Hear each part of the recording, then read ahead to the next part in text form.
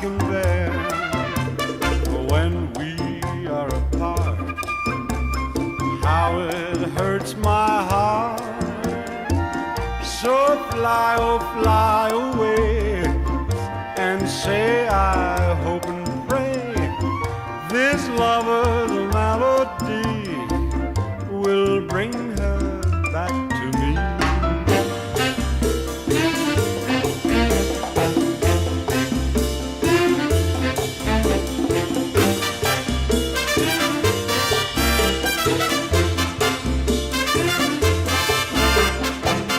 Cha-cha d'amour, take this song to my lover.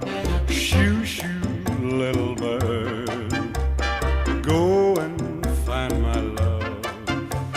Cha-cha d'amour, serenade at her window. Shoo, shoo, little bird, sing my song of love. Shoo, shoo, little bird, tell her of my love.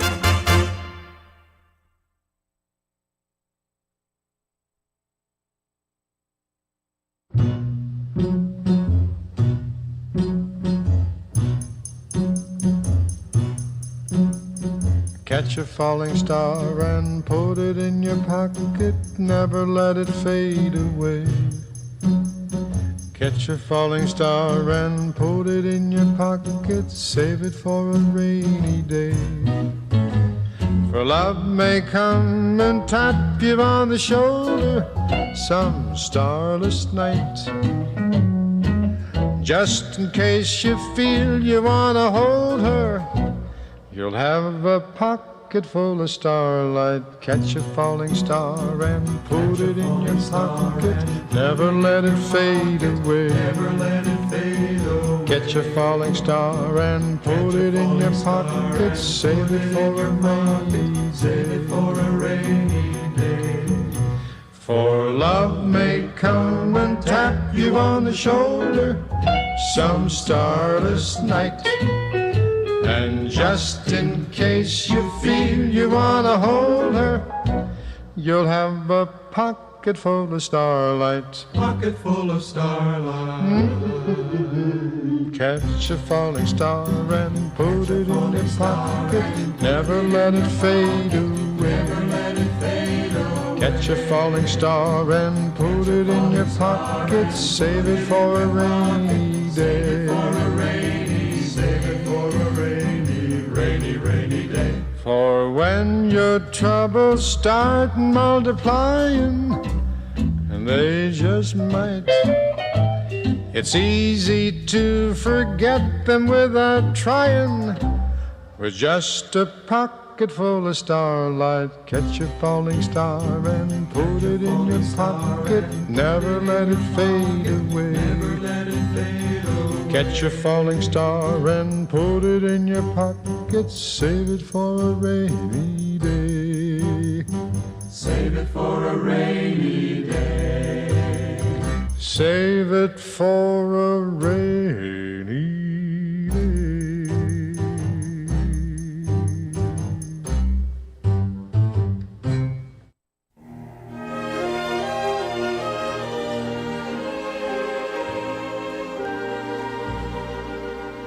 Smile, though your heart is aching.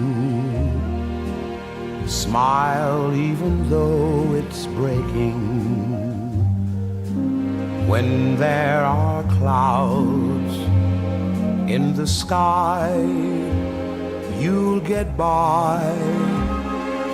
If you smile through your fear and sorrow, smile and maybe tomorrow you'll see the sun come shining through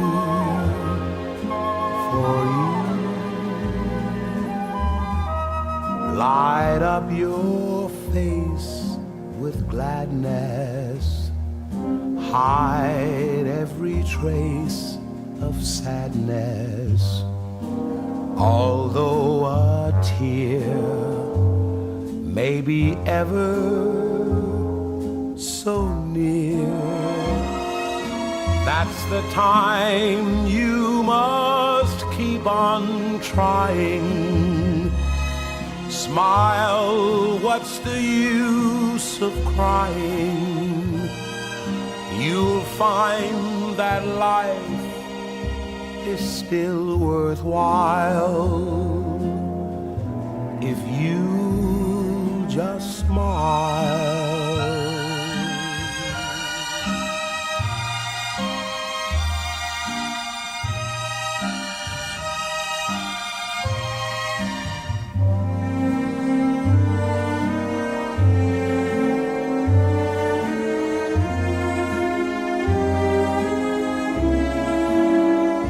That's the time you must keep on trying. Smile, what's the use of crying? You'll find that life is still worthwhile if you just smile.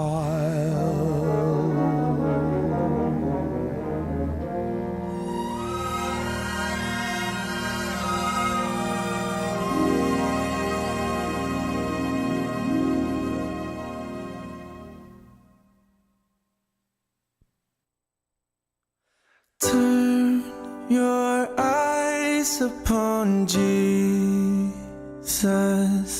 Look full in his wonderful face, and the things of earth will grow strangely dim in the light of his glory and grace. Oh, to Jesus I surrender all, to him I freely give. I will ever love and trust him in his presence daily live. I surrender all. I surrender all to thee, my blessed Savior. I surrender all. I have decided to follow Jesus. I have decided to follow Jesus. I have decided to follow Jesus. No turning back, no turning back. Though none go with me, still I will follow. Though none go with me, still I will follow. Though none go with me, still I will follow. No turning back, no turning back. I surrender all. I surrender all. I surrender all. I surrender all to thee, my blessed Savior. In the light of his glory and grace.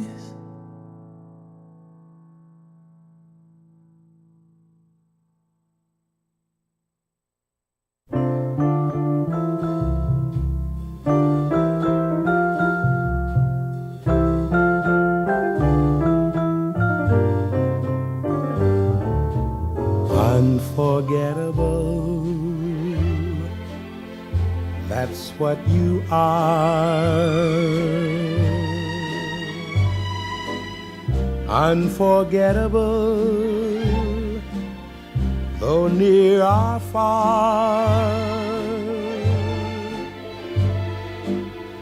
like a song of love that clings to me. How the thought of you does things to me. Never before has someone been more unforgettable in every way. And forevermore, that's how you'll stay.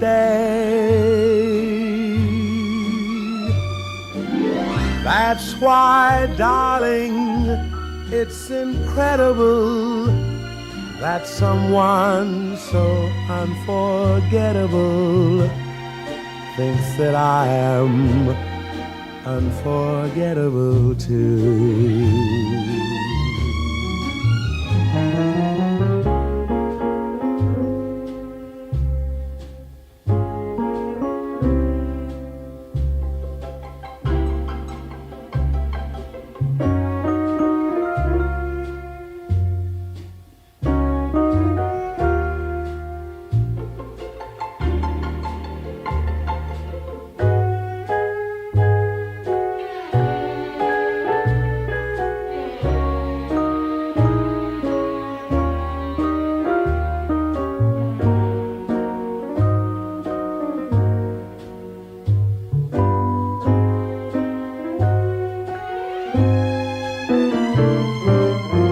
Unforgettable in every way,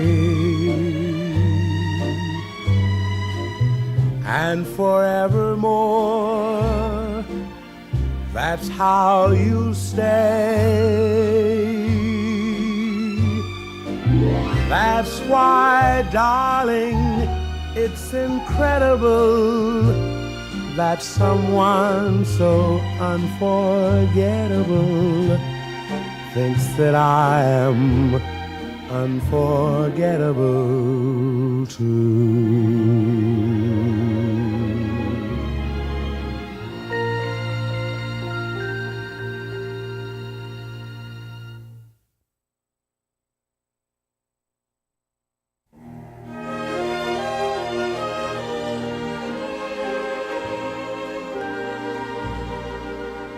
Smile, though your heart is aching. Smile, even though it's breaking. When there are clouds in the sky, you'll get by. If you smile through your fear and sorrow, smile and maybe tomorrow you'll see the sun come shining through for you. Light up your face with gladness, hide every trace of sadness. Although a tear may be ever so near, that's the time you must keep on trying. Smile, what's the use of crying? You'll find that life is still worthwhile if you just smile.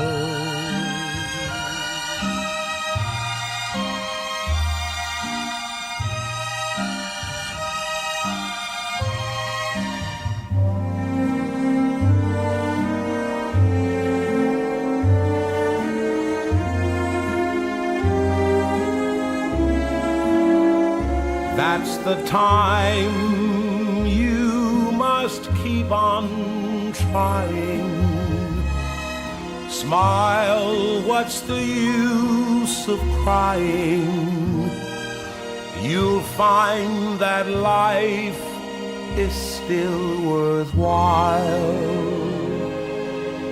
if you just smile.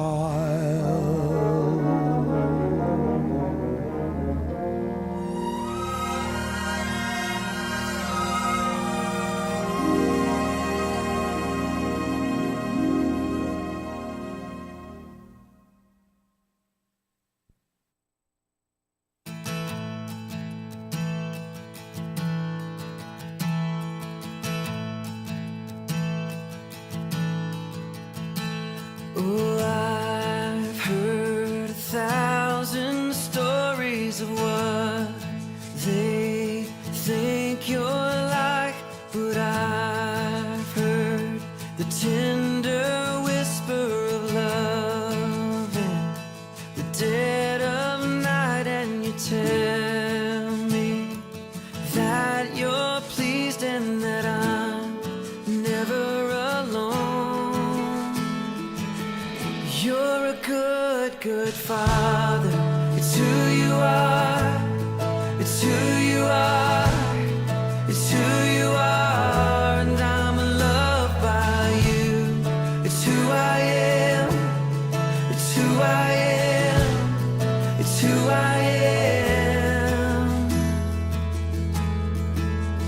Oh, and I've seen many searching for answers far and wide, but I know we're all searching for answers only you provide, 'cause you know just what we need before we say a word. You're a good, good father.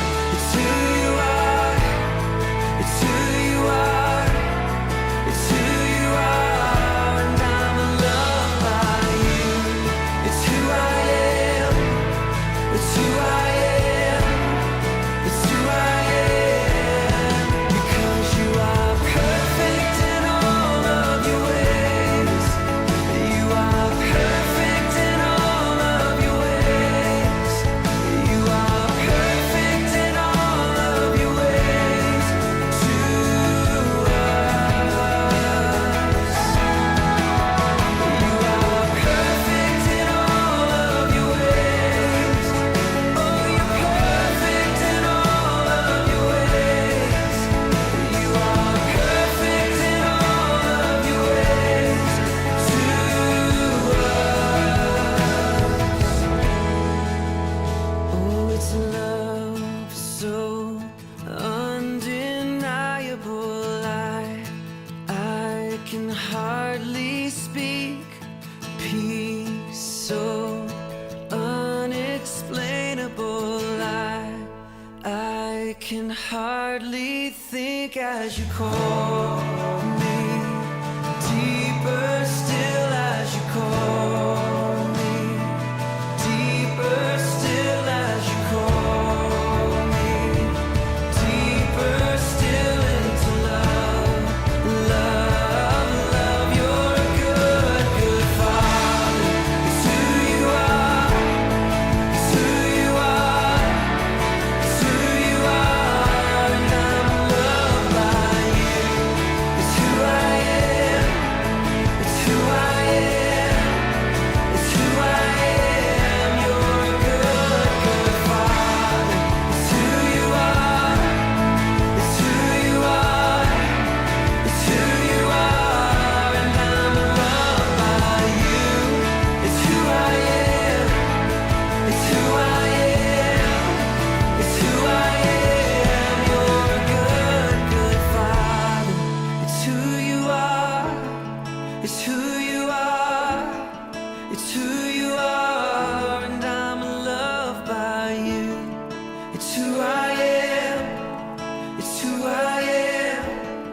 It's who I am. You're good. You are perfect in all of your ways. It's who you are. It's who you are, and I'm loved. You are perfect in all of your ways.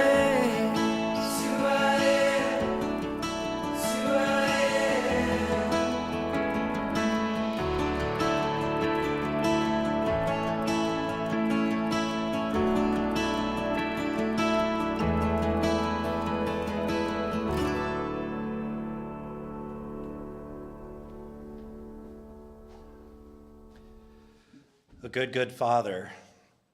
It gives me great comfort and joy today to share with you that Dwight is at home now with his heavenly Father, the true good Father.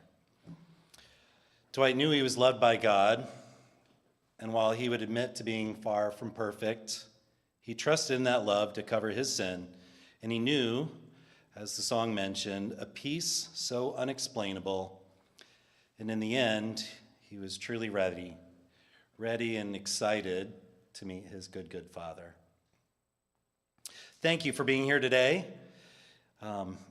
We're here, we're celebrating, and we're gathered to remember Dwight Prewitt. And it's so good to see family and friends and so many come out and celebrate today. So thank you for being here. My name is John Harvey. I'm Dwight's son-in-law and husband to Carrie. It's going to be a different day today. A day filled with a lot of different emotions. Some sadness because we're here and we're remembering and we're celebrating somebody that is not able to be here today with us. But there's also going to be a lot of happy times and gratitude, and we're going to get to share stories because, boy, we all have our own memories and things that we remember about Dwight, and we can think of those times, we can share those times, and we can comfort one another. And so, while the family so appreciates time with a lot of you visiting earlier during the visitation time, we're glad you're here for the service. But after the service, we're going to have some time to have a good old-fashioned tailgate, Dwight style. So you're all invited, and we would love to have you stick around and spend some time with the family as well. So Jeff and Mike, Terry, Carrie, and Doug, who's not able to be here in person but joining us by video in the hospital. My sincerest condolences. My heart is with you all. And it was so nice to spend. We had a great time that final Thursday in October when the family was able to be together and be with your dad. And that was a special night and a time I know I'll remember and trust you will as well. As we share stories and we spend time today, we're going to be laughing a little, we're going to be crying a little, and we're going to be comforting one another. But I want you to know that God is here with us today, and Scripture reminds us that the Lord is close to the brokenhearted. So as we come together, we're going to lean into that promise that the Lord is here, and He is a comforter of those.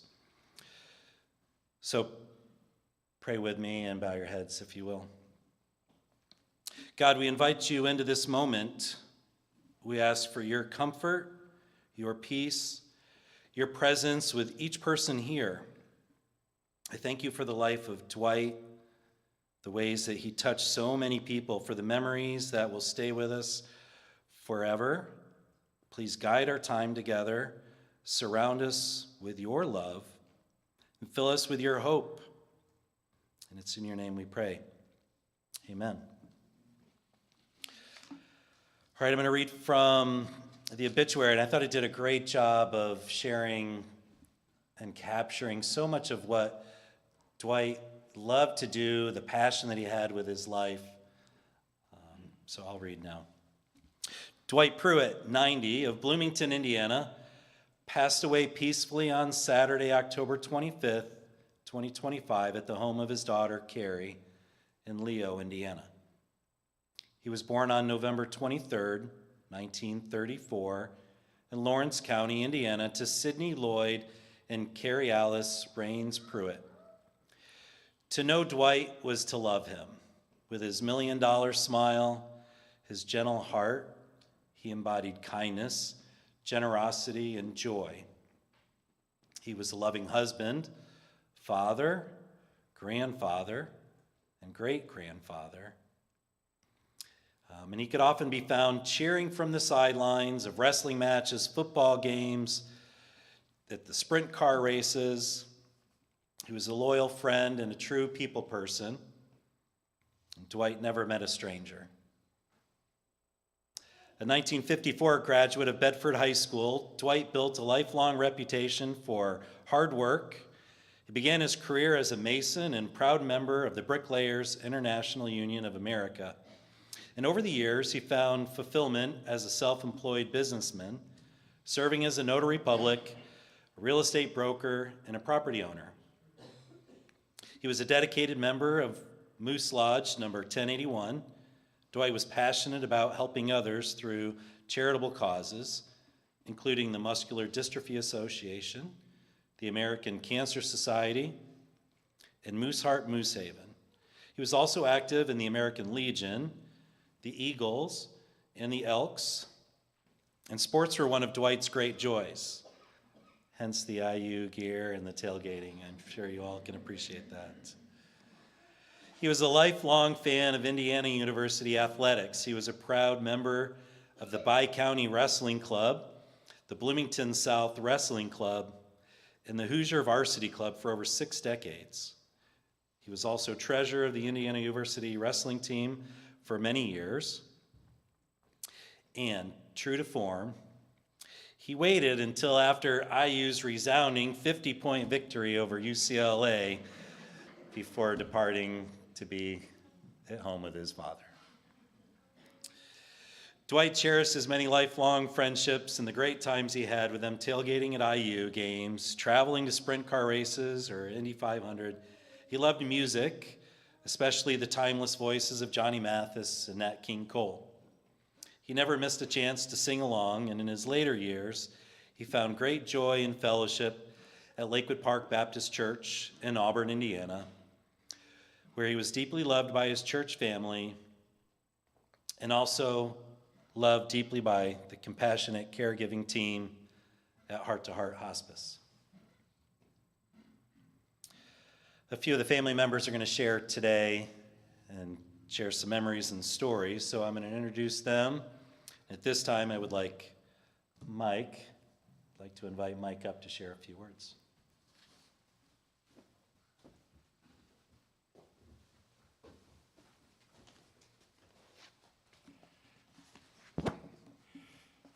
So I've got my notes here. I think I'm up to about 16 font now. Some people put it on their phone. I couldn't do that. But I guess first, thank you for being here, and thanks to those who couldn't stay. But I kind of view myself in this whole thing as like I'm the opening band. You know, you guys have been to concerts, and I'm like the Beatles opener. I'm the Righteous Brothers or Paul Anka, and then Jeff, you know, is like, you know, Paul McCartney, and John's going to be John Lennon or something like that. They're going to do a lot better than me, but I'm just grateful to be here, grateful to have the opportunity to speak. I'm thankful for Carrie and Jeff and Terry and all that they've done along Dad's journey here at the end. I'm particularly grateful to Carrie and John for their journey with Dad these last few years and everything that they've done. And then their network of people there in Lafayette that, Fort Wayne, oh my God. Yeah, I guess that was a Freudian slip. We'll go with that. See, I got everybody laughing now. Thank you for this. Thank you for this setup, Carrie. But what has been awesome about today is, I think you can describe people with one word sometimes: servant. Helpful, kind, humble, hardworking. These are all things that I've heard today, and certainly many more. Straight shooter, honest, and so when you hear those things, it touches you. It lets you know that our Father has lived a meaningful life to people, and at the end of the day, and I'll talk about it, that's what it's really all about. I mean, I'm certainly sad for this day, but I am so grateful for the life that he lived and the example that he gave us and how we should live our lives. And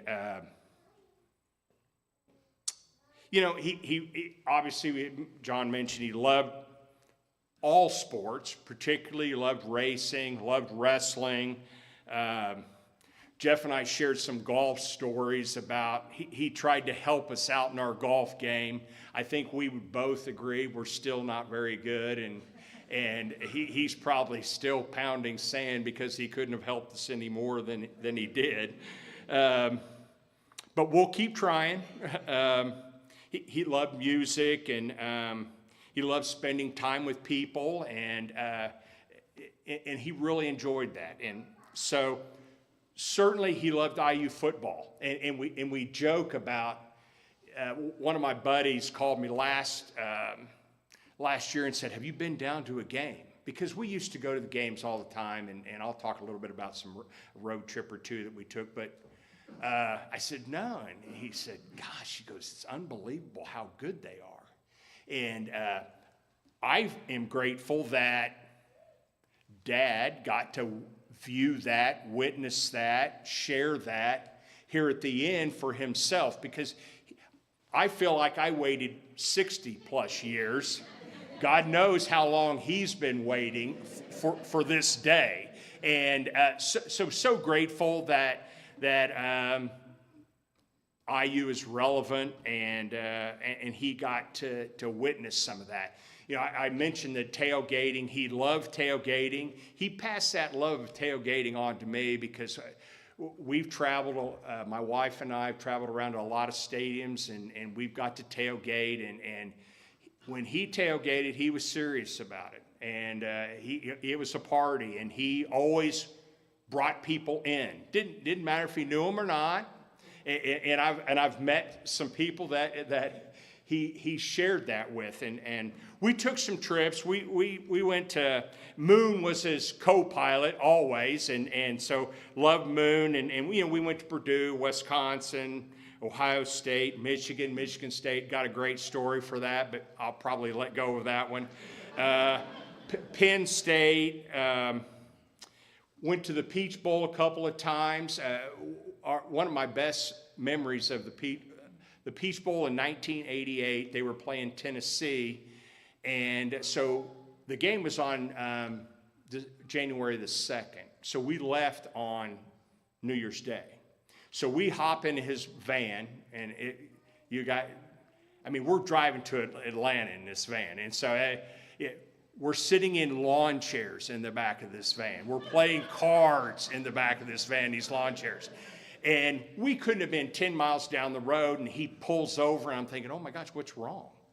And he whips and gets out of the car or the van and goes to the back and pulls out, hey, it's New Year's. We need to have some champagne. And so he pops a champagne bottle. We're drinking champagne, but that, you know, that was him. And you know, he wanted to have. He loved life. He wanted to have fun. He wanted everybody around him to have fun. And what a joy that was to share that with him, going to those different places. Here I got a chance to see Dad interact with Carrie and Terry, and yeah, he's really kind of a girl dad. I mean, he really is. They had a completely different language with him than we did, than Jeff and I. I mean, it was different. I mean, and they had a great relationship, and I am so grateful that I got to see that, one, and it kind of makes you wish you had a girl. I got two boys, and you know, if you have boys, they don't say much, and you know, they certainly don't hug you a whole lot or but so I so grateful to have the opportunity to witness them interact with him and they interact with him. Love the Moose Lodge, and that was a big part of his life. And actually, it was a big part of my life, because when I got to be of driving age, I spent almost every summer day at lunchtime at the Moose having lunch with him. And Bill Wyatt was the cook for a time, and so I got to meet him, and they were great to me. And I always really enjoyed going there and seeing him in that element, and watching him interact with members and people that came in. And so, again, an opportunity for him to model to me what it's like to be with people and how you treat people. And so, Dad was always put together too, which was something someone mentioned to me. And so, as I got ready today for this day, I tied my tie. Simple task, but I can recall Dad attempting to teach me how to tie my tie. And so, great moment, great dad moment. And I'm much better today than I was that day. But he was always on me if I was disshuffled a little bit and not, because he would see me like that during those days when I would visit there at the Moose. I kind of look at life like this for me. Life is like a blanket, and stick with me like this. And so we go through life and we acquire threads to add to our blanket. And those threads you acquire from people and your experiences with people. And we all have threads of Dwight or Dad running through our blanket from experiences that we've had with him. And you can think of moments, I'm sure, that you've had with Dad and an impact that he has made on you. And I'm going to share a moment in kind of closing here that it was a summer day in 1974. I can remember the moment like it was right now. I was 16 years old.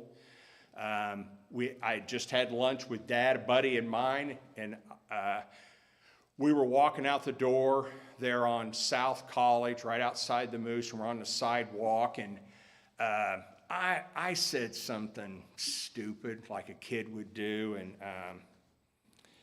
and it was something about some other kid or some kind of a comment that I made, and he stopped me on a dime, and he kind of gave me the what for about that, and that wasn't appropriate. And he reached in his wallet and pulled out this card.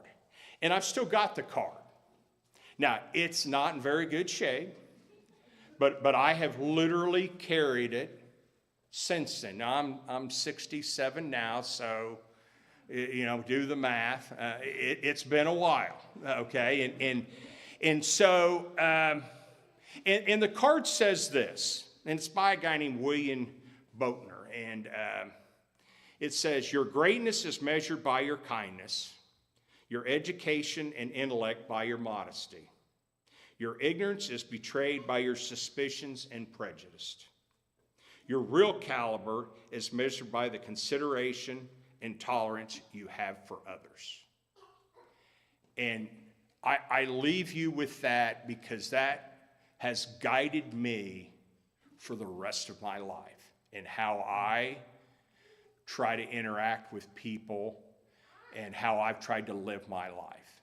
And obviously, he's been a huge impact on me. And again, grateful for having the opportunity to share. And I'm going to turn it over to John Lennon and Paul McCartney, okay? Come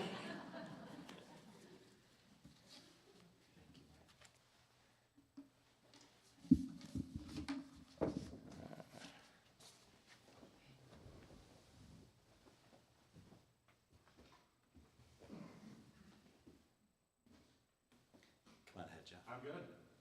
I'm good. Yeah, so I'm more of an Eagles guy. I'm not big into the Beatles necessarily, but I appreciate the opportunity to stand before you here and speak about my father. When I first kind of put pen to paper on what to talk about, a number stood out to me, and that number is 500. And, you know, I go back and I look when I was maybe 19 or 20. My dad, as people have spoken about, very involved with Moose Lodge. And didn't know it at the time, but you had to be 21 to be signed up at the Moose. And he waited until I was 21. He had signed up 499 members. And he waited until I turned 21, and I was his 500th member that he signed up. And I stepped back, and I've thought about it, and I thought, I don't know that I know 500 people, let alone convince them local 1081 is the place they need to sign up. Like, we got good things going on down there. You got to come join the Moose. Thought of another number, and I did look this one up, and it was 60,633. And that's the number of people that lived in Bloomington, Indiana when I was growing up. And I could have sworn back then that my dad knew all 60,633 people. And it was brutal going to dinner sometimes with him. We would go out to dinner, and it was a 2-hour ordeal. He would stop in the kitchen, talk to people in the kitchen. He'd talk to waiters and waitresses. And he would talk to people as we walked out. And then, heaven forbid, as a kid, that he decided to pull up a chair next to someone because I wasn't getting home till dark. But he liked to speak to everyone. And he was, you know, that carried on. I remember coming back, and he was in his 70s.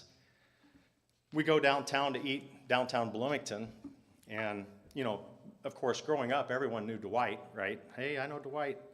So he's in his 70s, and there's these college kids coming up to him. Current college students, downtown Bloomington, hey, Dwight, how you doing? And I was blown away. And so he, as was mentioned, was a trustee of the Indiana University wrestling team. And that wasn't just running numbers. I'm sure he hated that part of it.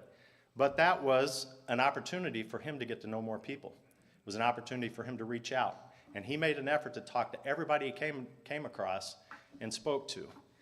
And he never knew a stranger, never met a stranger. If he did, he was going to try to get to be their friend.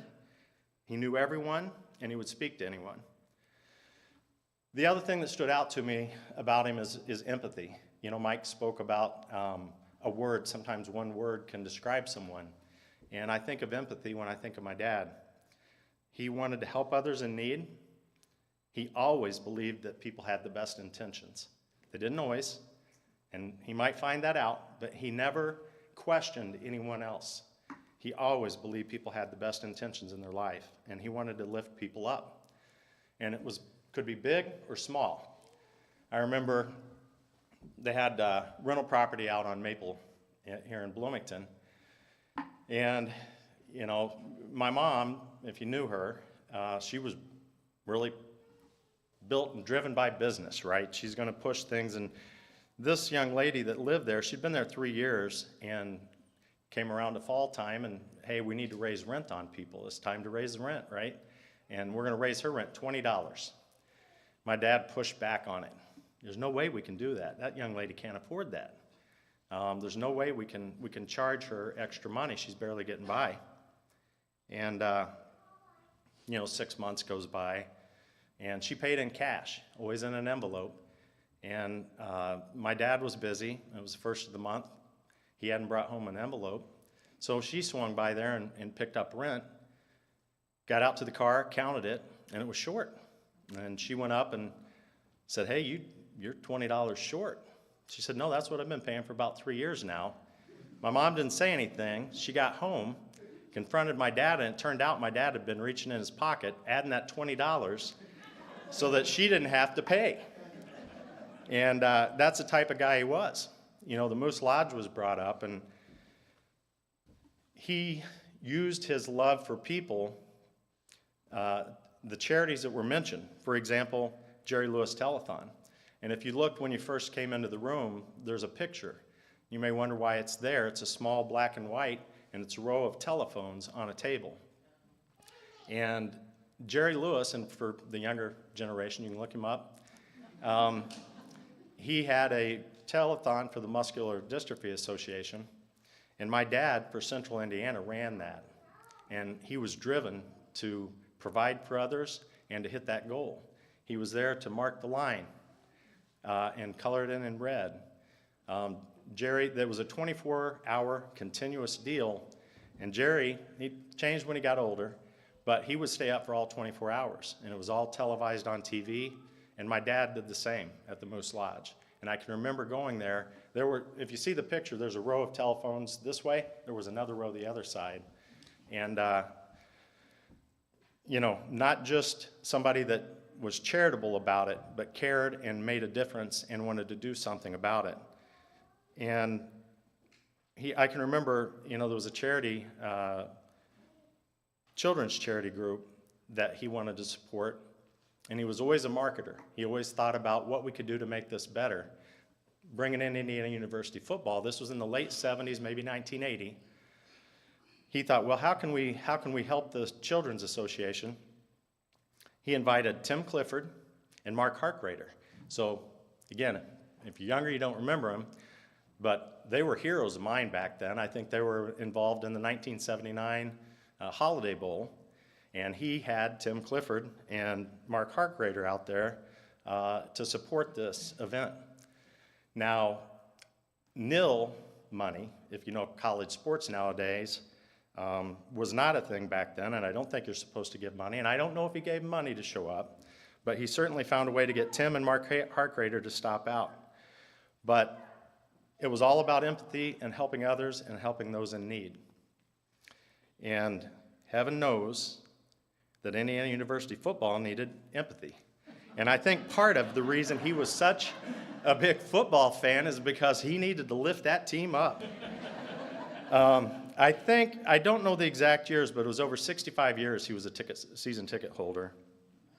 And it was one of his biggest loves. And he pulled me into it. And people ask, you know, what's your favorite color? Mine is red. And I think it's because of Dad and the Indiana University football team. Rain, sleet, snow, he would sit there until that clock hit 0 at the end. They'd be down 40 points. There were 3,000 to 5,000 of us left in those stands, and he would sit there till the very end. And it was brutal at times. But always the optimist. The third string team would be out there, and he would tell me how good that team's going to be. Boy, wait till that guy gets, the next year's going to be awesome. Pre-game, we would go to the Moose. We'd go around to different places, and he did everything he could to get people to go to football games. Turns out it's harder to do that than it was to sign up 500 members at the Moose. Because no one wanted to go. And he tried, and he was relentless. 65 years of that. As Mike touched on, you know, Big Ten stadiums and the vans, the lawn chairs in the back, but he was resourceful. He put the shag carpet in himself. But it was all about the tailgate experience that we were going to have. And I'll tell a couple stories. One of them, you know, to reinforce, you know, how prolific he was at tailgating. I remember we go to Illinois and Memorial Stadium over there as well. And we parked next to a cemetery, and it was probably 10 degrees, maybe 5 degrees out and snowing, and we're huddled up inside. I'm like, we're not getting out. And he got his grill out. I think he had a little torch. He was trying to keep the propane tank from freezing up. And he was cooking brats, and we're looking out the window. How's he doing? Are they about done? And when they were ready, it's like, is he going to let us eat inside here? There's no chance. Time to go watch the football game. I remember going over one time, so I went to Ball State University. Mike was at the game. Dad had brought his group up there, and I said, well, I'll meet you over there. And I brought a friend with me. He had his tailgate all set up when we made our way to them. And here I am, a young guy in college, and I wanted him to think that, you know, it's worthwhile me going to school. I'm really improving here. So he had brought some alcohol and had it set out, and I think maybe it was Fireball that had just come out, but he goes, here, try some of that. You need to have a shot. And I said, I don't know, Dad. You know, I've heard beer before liquor, never been sicker. Liquor before beer, you're in the clear. I said, Dad, I've had a beer. You know, I can't do that. And he said, what kind of sissies are you hanging out with? He ridiculed me about that. He said, you got to get different friends. But he did reach out to others, and he made some great friends, and we have some here today. And, you know, I want to thank them because he had reached a point where he wasn't as capable and on putting in the big tailgate. And I do want to thank Ted and Sarah, Tom, Jason, their families that are here for all you did to continue on and supporting him for each football game. I do want to give a special thanks to Ted and Sarah, and it was already touched on, you know, the UCLA game where IU won 56-6, and that was the Saturday, the 25th, the day that my dad passed. But I was fearful. You know, we had a nice meal that week with him, and we knew that the end was near. And you know, it was a matter of, at times it's like it's a matter of days, definitely a matter of hours potentially. And I woke up and I thought, oh gosh, they're going to lose. And fortunately, you know, they had a 50-point victory. But I look back on that, and that morning, I got a picture of Dad in his bed, IU blanket on, and Ted and Sarah had taken the time to drive up from Terre Haute, and they had the rally towels, and they had saved one from each game for him, and they had those laid out on the bed with him. So I really appreciate that. Appreciate that all that that group has done and did for my father and our family to support tailgating and the love of Indiana University. He did love open wheel racing. He was quick to put down stock cars. They didn't have the talent or the skill level that it took. And I would like to say a special thanks to Dow Myers, George Gray. You know, my dad had reached, he was above 80 years old, and he was always the ringleader. He was a ringleader out at Knoxville, started taking me out there when I was about 10 years old. And he wasn't able, you know, he wasn't really capable of driving, and I appreciate you two gentlemen for taking him out there. I was busy with work, couldn't make it out to the Friday sometimes. They would show up on Wednesdays, Tuesdays, and they took the time to pick him up and look after him, make sure he made it out to the track. Appreciate Christy Williams and Randy Kinzer for giving a venue. You guys may not think about it, but you know, you provide an opportunity for people to have a place to enjoy each other. I didn't get to spend, you know, I was busy. Everybody gets busy. And thank you for giving a venue where we could be together and get to see each other. You know, my dad always saw the best in others. And he would always, when I would talk to him about someone, whether I knew him or not, he would tell me the best things about those people. You know, he knew your talents, and he would brag on people. And when I grew up, I met his friends, I was in awe. I mean, whether it was Bill and Martha Wyatt, they owned Ladyman's Cafe. That's the best restaurant in town, right? They're the best cooks. Could have been Jerry Caswell. I had an opportunity to talk to him earlier. I grew up thinking Jerry Caswell was the best foreman and supervisor in roofing in the state of Indiana. Donnie Edwards, who I had a chance to go see. Those of you that know Donnie, nobody could dance like that guy. You ought to see him at a honky tonk. And so when I grew up, I mean, he bragged on everyone. And when I was around him, he had told me the best parts of someone, and I truly grew up in awe. And it wasn't always big things, could have been little, but it was always positive.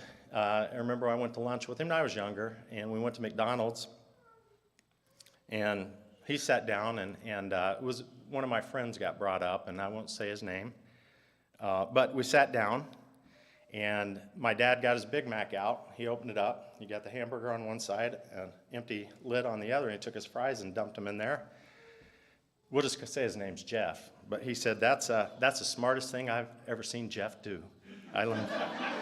So he always found the bright spots of someone. But if he liked you, he would do anything for you, and he would defend you to the end. You know, last year and a half of his life, I mean, he'd started to get frail. You know, illness had kind of crept in. He lost his wife, my mom, and those are tough things to experience. But it's given me an opportunity to reflect on family. I appreciate the opportunity to spend more time with Mike and Terry. It's you know, tough sometimes when that's what pulls you together, is someone's illness. Carrie and Doug, and I want to say a special thanks in Dad's last week. Mike, Terry, and Doug making the trip up and having that whole family and all the kids together. You know, it was a few days before he passed. And I also would like to say something to the grandkids that are here. You know, I've talked about how he was with others, and I moved my family to Minnesota in 2007. My girls were 2 and 4, and when I would come back, though, people knew all about my kids. And so he had an iPad, and he would carry that iPad everywhere he went, and he probably wore people out because he's like, look at these pictures, and now they're doing this.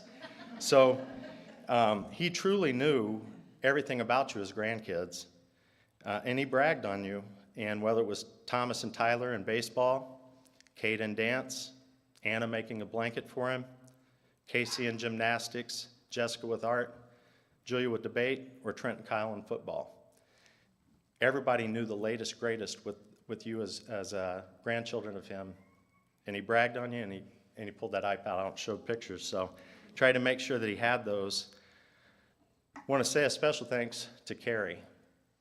And this has been touched on, but she took our dad in the last year plus of his life. And anyone that's been involved, and these are things that, you know, 3-4 years ago, I didn't even think about what it was to become elderly and to get to the point where you're about to pass. And I can't say enough. I got out a thesaurus. I thought I needed a thesaurus for Carrie because I couldn't think of the words. You know, wonderful heart, care. What I will say is whether you're in need, whether you need defended, or somebody to spend a positive day with, Carrie is the type of person you want in your family. And also special thanks to John, her husband. I couldn't be more proud to have him as a brother-in-law, to allow this and to bring him into their house. They built ramps at their house, so it was easy to get him in and out. They ordered a special bed for him. They dedicated their house to him. It requires 24/7 care, and I can't thank that family enough. Those of you from Lakewood Baptist Church, several have made the trip. I would like to thank you. The women's ministry from there. Also like to say a special thanks, and I really loved on Sundays getting the pictures of my dad there getting hugs and smiling. Also like to say a special thanks to my wife Rhonda and my children, Julie and Jessica, for supporting us and me as I had to make trips down over the last couple of years. You know, my dad was jack of all trades. That's something I always heard about, you know, his jack of all trades. He was good at everything. He hustled. He was sharp. He was a go-getter. He was very well read. Didn't want to debate him. He had a hard time between fact and opinion sometimes, but he was well read. And when I think of jack of all trades, I remember one time I pulled into the neighborhood, and my parents had private drive back to the house, and I pull in, and someone had put this red line in the road, and I thought that's weird, and I follow it back, and I'm driving back, and this red line's going back through our neighborhood, and then I go to turn into the driveway, and the red line went up the drive, and it went all the way up to the hill where the garage was at, and it dawned on me then when I see the little puddle of paint up there what had happened. He had taken off and didn't have the lid on properly, and the paint had spilled all the way out. So I don't know if it went all the way to Bloomington or not, but he you know, when I think back what he was good at, you know, he was good at painting. He was a mason, plumbing, electrical, carpentry. He was a notary. Some of these things have been touched on. Realtor, developer, property manager, tax accountant, which again he hated. Had to do it. But if you think about that saying, jack of all trades, master of none, right? That's what people think. And I think that's wrong, because I think he was a master of empathy and caring for others. I come down here and I meet people, and I feel an obligation, to a person when I meet them. They say, your dad was a good man. And they say, I really liked your dad. And so for guys, that's tough things for people to say sometimes. They wouldn't say it if they didn't really mean it. People wanted to be his friend. And whether it was somebody that was extremely wealthy in life or somebody that was underprivileged, my dad treated everyone the same, and he cared about them the same. And so, I'll never attain that about like the golf game, to be as good as what my dad was at it, but I've felt like I've had a responsibility to work hard, look out for others, and be a better person. And, so I'll continue to follow my dad's lead, and I hope that others will take what they've learned from my dad and take a piece of that with them as well. So I thank you, and I hope people are able to stay. I really appreciate it. I didn't know how many people were going to be here. My dad was 90, he would have been 91 tomorrow. I didn't think it was the 60,633. But for those that came earlier, and for those that are here, thank you. If you know someone that knew my dad, tell them thanks as well. So thank you.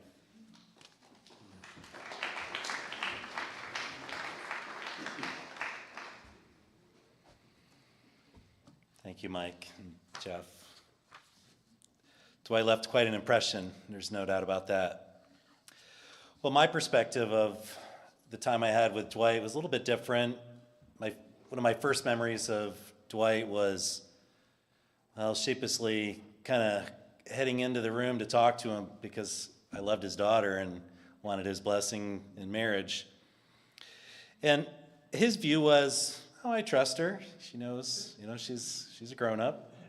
And so, I came into the family, and boy, Dwight was bigger than life, and the Prewitts are very, they're fiercely determined, they're hard workers, resilient, they're givers of time and money, they look out for those less fortunate.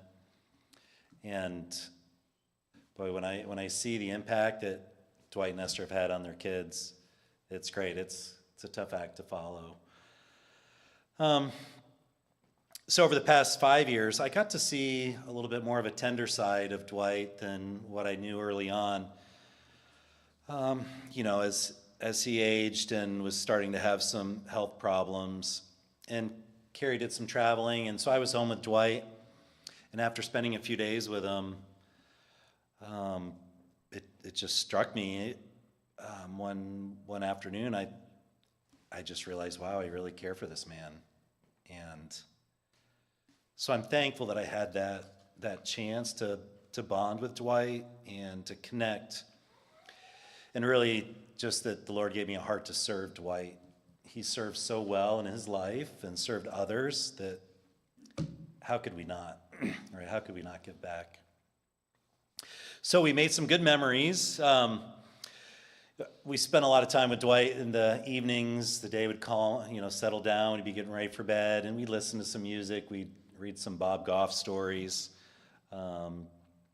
We'd read from the Bible. We'd reflect on life. So he was very thoughtful. He would tell a lot of those stories in those quiet times. He just had a lot of time to think and reflect.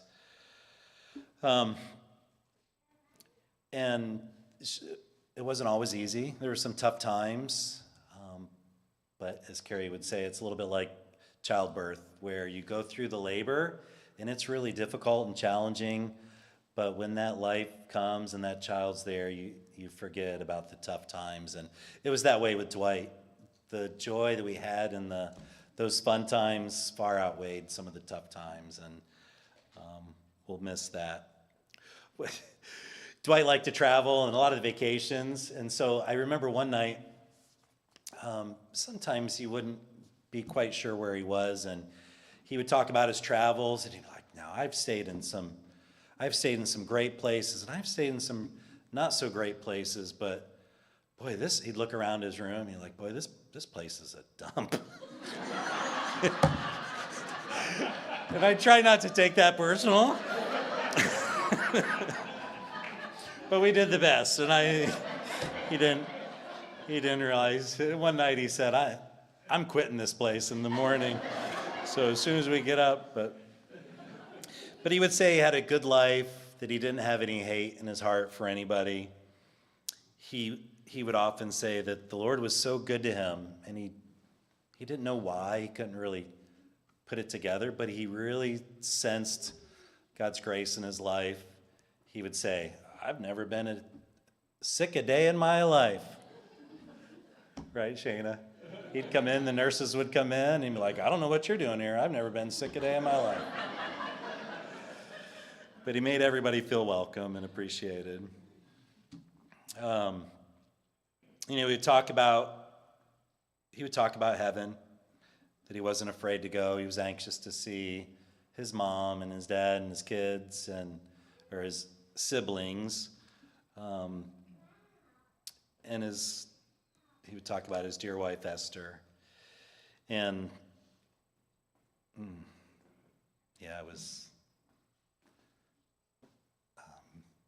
after Esther passed, sorry, sitting with Dwight, here's this tough man, and he just wept, sitting there with me and sharing. He loved Esther, and he had a real tender side to him, and it was hard to see him just weeping and thinking of her.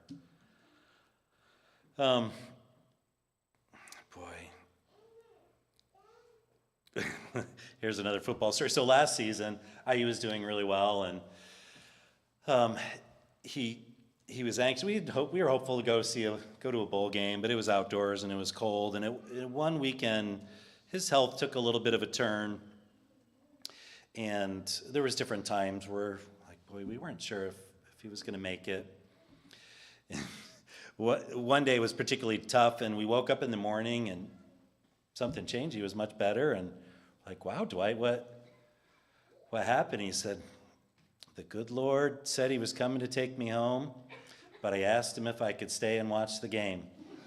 So he was like, I'm going to stay and watch the game. So we loved the games. We'd sit and watch. We had Fubo and Hulu and everything. Whatever it took to watch any game in the world, we subscribed, and we had it all. I'm not even sure what we're subscribing to today, but I think the last days were tough for me, just watching Dwight and his health, and I could tell his body was failing, and that was really hard for Dwight. He had some pride about him, and he knew what was happening, and I hated to see him. I hated to see him decline like that, and I knew it was hard on him. And I even felt myself getting a little angry with the Lord, because it didn't seem fair that God let him continue that way. And I struggled, and I was really just reminded that life and death that's God's business. That's his thing to worry about, and it's in his hands. And so I was able to let that go and trust and wait, and then we got to enjoy the day beating UCLA. So I appreciated the time that I had, and Dwight was ready. He had peace in his heart. He had a love for others, and he just had a way of making everybody feel special. It was so mentioned. So I so appreciate Mike and Jeff hearing the stories and the time we spent. Carrie wanted me to share a few memories. For her, it was the everyday thing. It was going through the car wash, going on donut runs, going to the grocery store, and he'd sit out there and wait. Sometimes I'd meet, and I'd sit in the car with him and wait with him. One day, on the way back from Marion, they got stuck in the car for 5 hours. Carrie was driving Dwight and Mateo, and for some, there was an accident or something on the highway, and so for 5 hours, and they both had to use, Dwight and Mateo Both had to use the restroom. There was no food, no water. I don't know how Carrie survived, but she entertained them, and they made it home. But so everything we did was a little bit of an adventure with Dwight, but visiting the botanical gardens with your dad, Carrie, you talked about that. We got to go see Johnny Mathis in concert. He loved that. All the ball games. Little Mateo talks about, Dwight had a particular way. He would say everything is a process. So, and if you were going to make oatmeal for him, you better know how to make his oatmeal, because you needed the right amount of milk, 2 scoops of brown sugar, and he knew, and if you happened to mix it up ahead of time, he would scold you for that, because then he didn't know if you got the, so everything was, he was particular. His coffee had to have the right amount of milk, and he'd sip it. Hot mama. That's what he would say. That's the way he liked it. So he had all sorts of one-liners, and yeah, those special times. I'm sure there's going to be many memories coming back to Carrie. So his great-grandson Mateo still talks about, so he still eats oatmeal today, and he'll say, I'm having it just like Papa. And then the other day, his granddaughter Annabelle shared that Mateo was in the bedroom and said, hey, Alexa, play Johnny Mathis songs. What 3-year-old knows anything about Johnny Mathis? But Dwight had an impression, and so he'll be remembered. Well, we're gonna get ready to conclude, and so thank you for your time. There was many people that were thanked, so I don't need to repeat, but so many that came to visit him up in Leo. Thank you to those that made the trip down today. For family that came from Chicago, we appreciate that. Those that brought food today, participated. I think everybody was so easily and willing to give back because Dwight gave so much. So thank you to Heart to Heart. Dwight made great friends with those that came to care for him, and the time that Carrie and I had getting to know you was very special. Thank you for the support at the end there.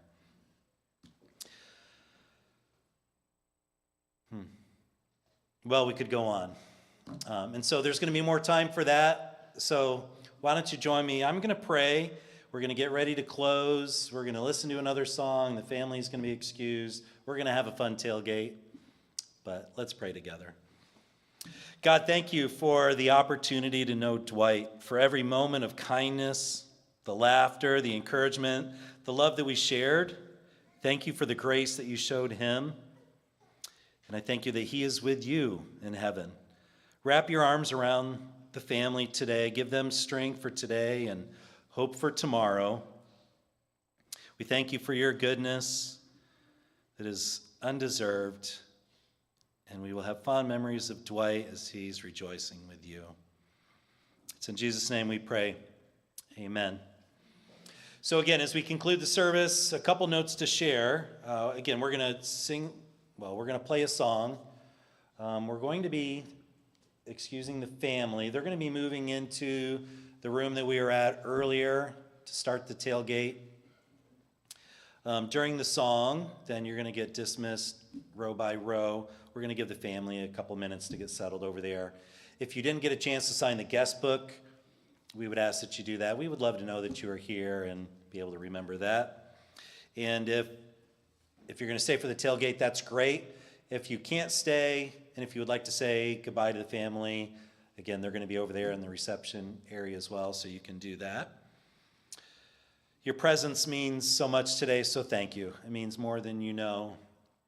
And yeah, I'm reminded today as we go out of the joy that Dwight had. He shared that joy with all of us during these 60 years, so this final song is a tribute to that. So we'll excuse the family, and you could head to the other room and enjoy this last song. It'll be a little bit of fun as we head out.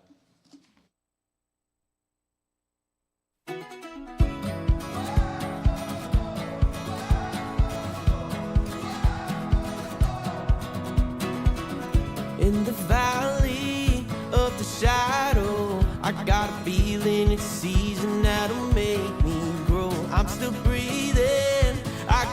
breeze in my lungs, in the choir in my soul, can't steal my joy.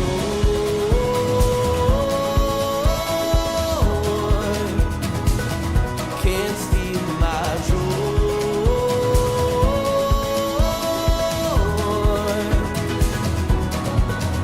What the world couldn't give, though it can't take away. Sorrow may come, but it can't steal my joy.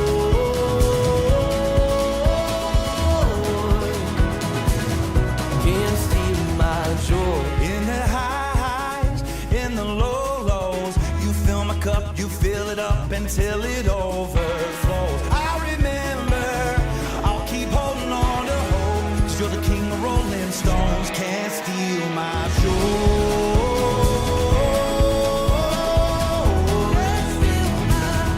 Can't steal my joy. No, no, no, no. What the world couldn't give, no, it can't take away. Sorrow may come, but it can't steal my joy. No, no, no, no. Can't steal my joy.